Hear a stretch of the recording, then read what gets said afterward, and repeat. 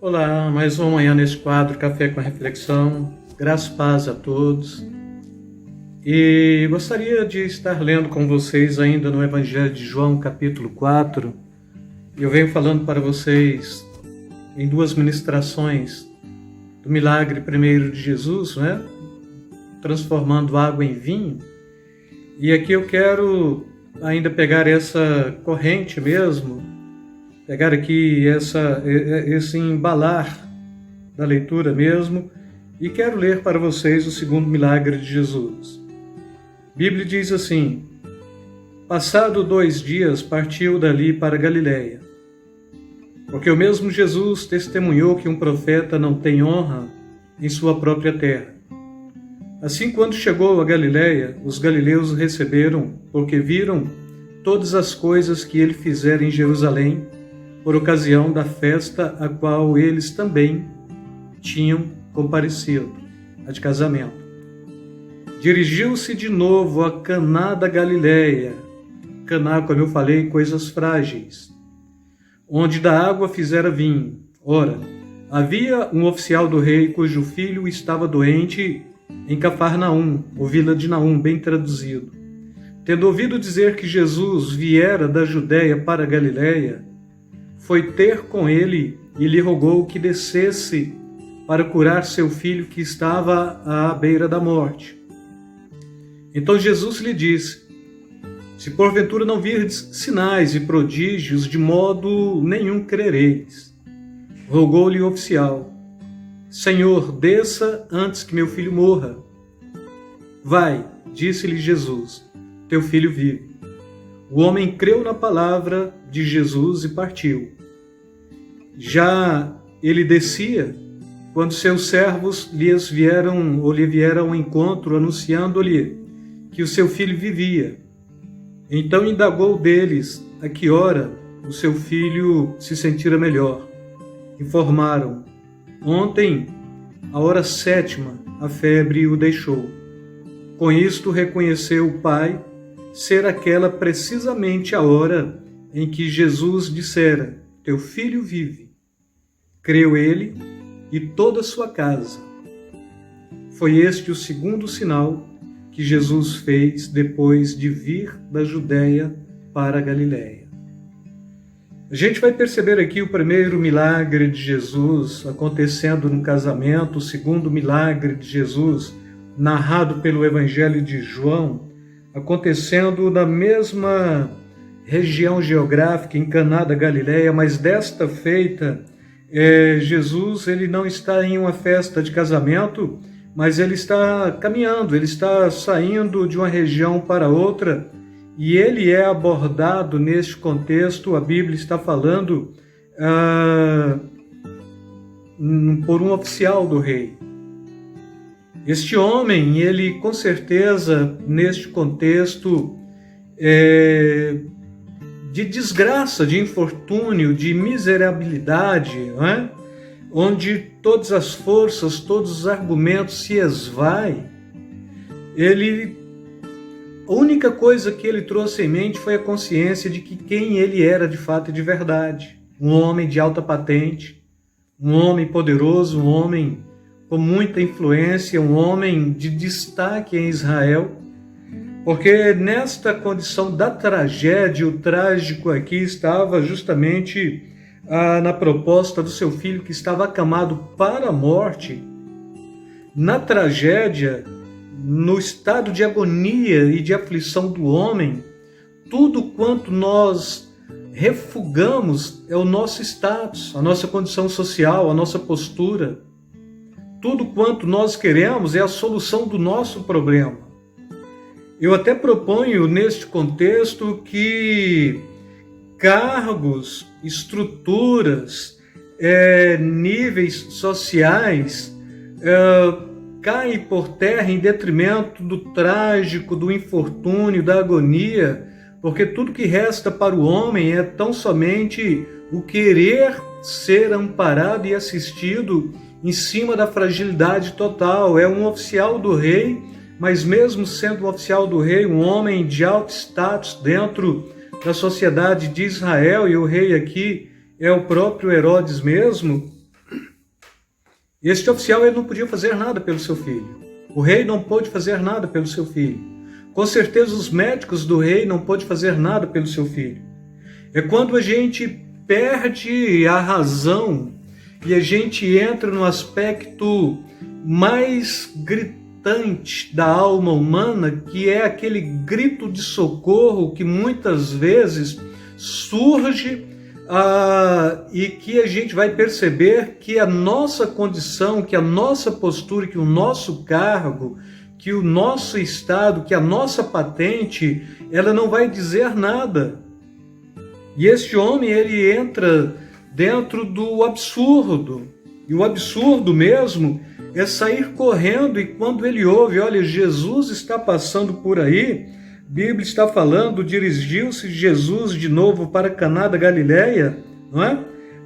No versículo 47, tendo ouvido dizer que Jesus viera da Judéia para a Galileia, foi ter com ele e lhe rogou.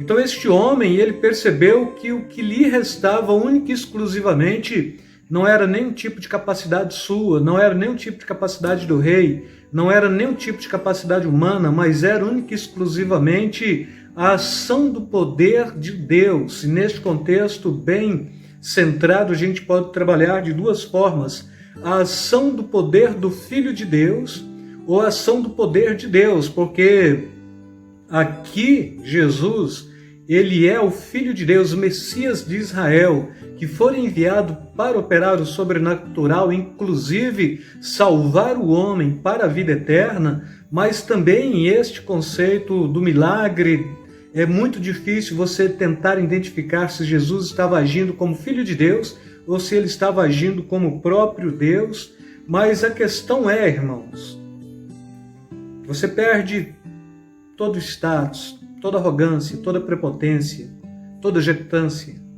Você perde toda nomenclatura, todo tratamento, não é?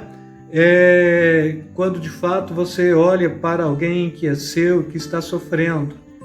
Com certeza qualquer um que se direcionasse a este oficial teria que ter aqui um tratamento todo adequado para com este homem, né? Excelentíssimo, ilustríssimo Senhor, e assim por diante. Como a gente trabalha dentro do que nós chamamos de pronomes de tratamento, tudo que este homem não queria era ter um pronome de tratamento que enquadrasse quem ele era, mas tudo quanto ele queria era ver o seu filho totalmente curado.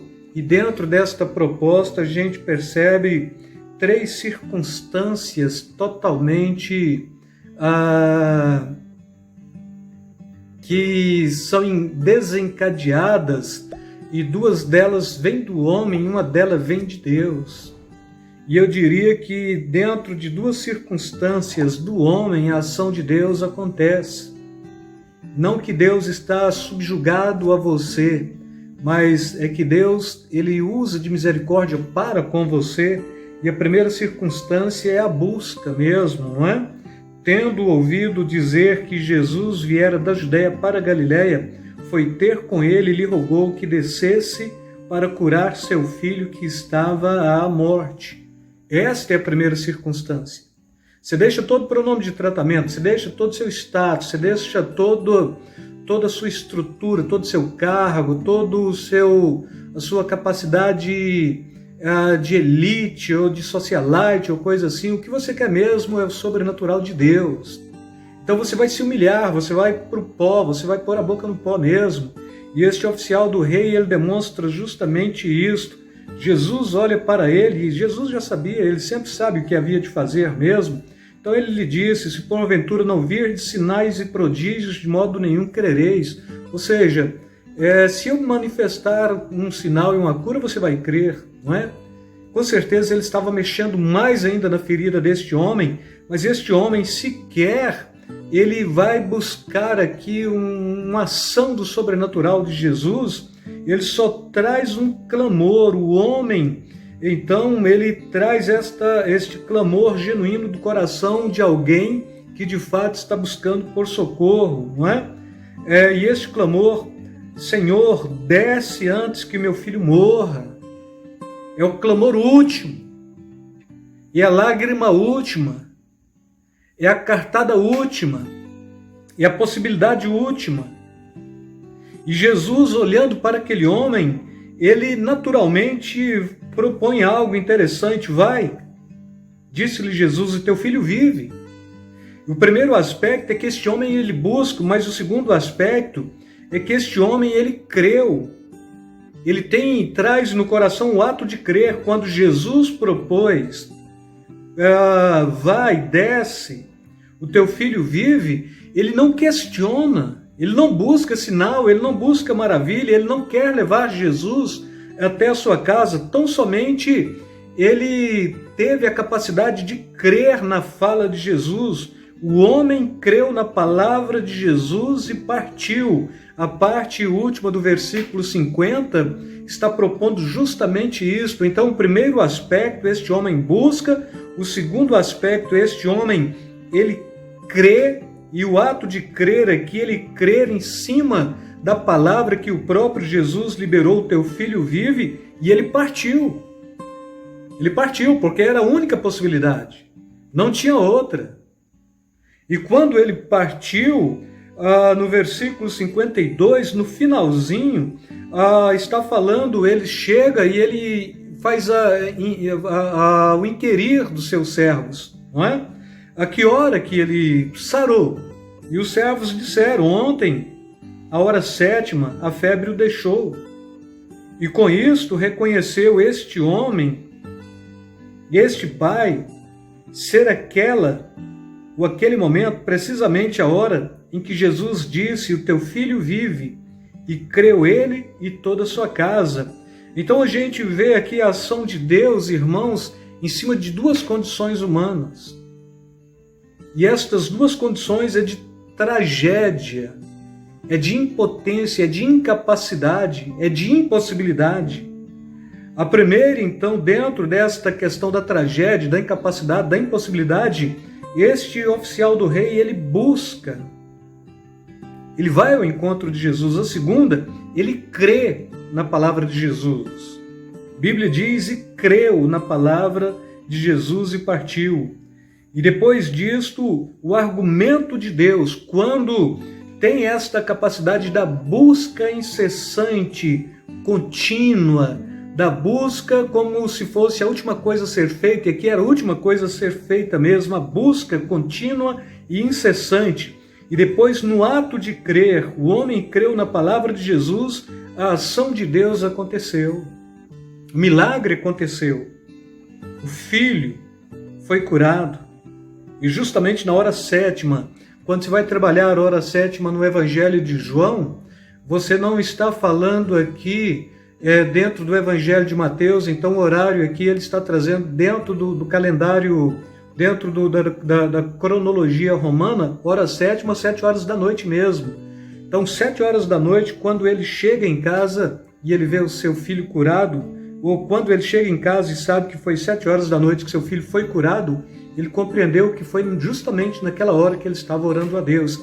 Então assim, você busca, você crê, e depois você contempla o milagre de Deus acontecendo na sua vida, traz à memória a que hora você clamou, a que hora você pediu e que hora aconteceu o seu milagre, para que de fato você possa crer genuinamente na ação e no poder do Filho de Deus na sua vida e no seu coração, ou na vida daqueles que lhes dizem respeito, neste contexto, na vida do filho, do oficial, do rei. Talvez você está passando por um processo que já tenha percebido que nada que você tenha feito resolva o problema.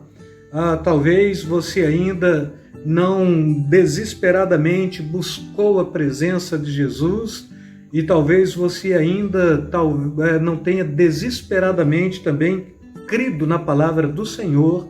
Porque se você buscar e se você crer, a ação de Deus, ela acontece, é o que esta narrativa está propondo, e com isto aqui está narrando o segundo milagre de Jesus, ainda realizado naquela mesma região de Caná da Galileia, coisas frágeis, não é? O Senhor quer operar na sua vida, quer trazer o sobrenatural, Ele quer curar as suas enfermidades, Ele quer pôr um basta nos seus dilemas, mas Ele está buscando em você alguma coisa, e esta coisa em que ele busca em você o ato de clamar, de buscar, de parar de confiar em você mesmo, confiar única e exclusivamente nele. Porque se você buscá-lo e confiar única e exclusivamente nele, ele há de fazer o sobrenatural acontecer na sua vida e no seu coração. Com isto, quero deixar mais uma vez aí beijo na alma, beijo no coração de cada um. E, como de costume, faça sua inscrição, deixe o seu like, ative o sininho, compartilhe com aqueles que você sabe que está sofrendo, que precisa ouvir uma palavra de consolo, porque se está sendo bom para você, com certeza será para o outro também. Fiquem na paz, amados.